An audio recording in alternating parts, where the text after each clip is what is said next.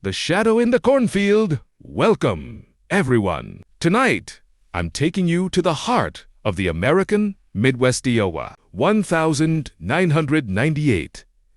Imagine endless rows of corn, stretching 4 miles. When the wind blows, the stalks rustle like 1,000 people, whispering at once. But in the small town of Oak Haven, those whispers hold a secret that stayed buried for 25 years. This is a story about memory, betrayal, and the shadows we ignore. Ethan and Lucas were 12 years, old best friends, inseparable. One hot July evening, they were playing hide-and-seek in the cornfields behind Lucas's farm. Lucas laughed, shouted, "You can't catch me!" and vanished into the tall green stalks. Ethan counted to 10, ran in after him, and silence. No footprint, no snapped stalks, just the wind. The police searched for weeks. The town called it an unsolved tragedy. But Ethan, he never forgot the look of the field that day. It didn't look like Lucas ran away. It looked like the field swallowed him.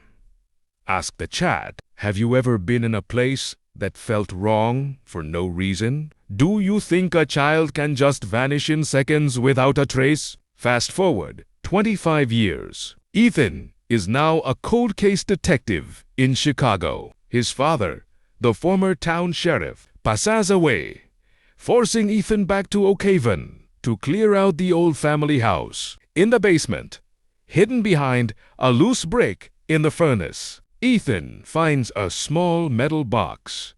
Inside, the faded red baseball cap Lucas was wearing the day he disappeared. It has a small, dark blood stain on the brim. His father had it all this time.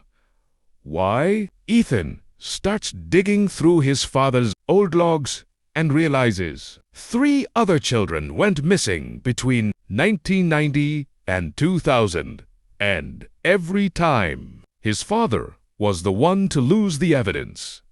Ask the chat. If you found evidence that your father was a criminal, would you turn him in or burn the evidence to protect his memory? Ethan follows a set of coordinates scribbled in his father's diary. They lead him to a collapsed silo in the middle of the field. Underneath the rotted wood, he finds a heavy steel door, Cold War fallout shelter. He breaks the lock and descends. The air smells like ozone and old paper. As he reaches the bottom, he sees glass partitions, experiments, and then a movement in the corner.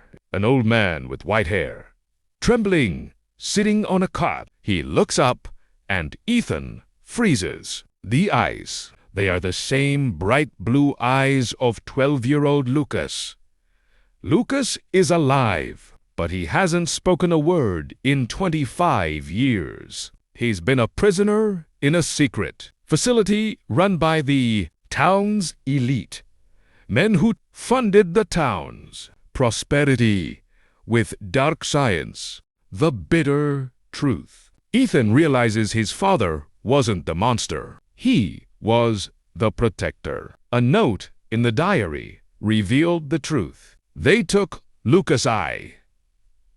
Couldn't get him out, but I stopped them from killing him. I kept the cap to remind me of my failure. And I stayed their puppet so they wouldn't take Ethan next. Ethan calls for backup. The sirens break the silence of Oak Haven. The mayor and the town's founding fathers are taken away. In handcuffs, the shadow in the cornfield is finally gone.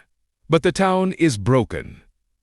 The conclusion, Lucas steps out into the sunlight for the first time in 2 decades. He looks at the cornfield and shudders. Ethan realizes that while justice is served, 25 years of a life can never be replaced. Thank you for listening tonight. It makes you wonder, what's buried under the ground in your hometown? What secrets are your neighbors keeping just to keep you safe? Good night, everyone.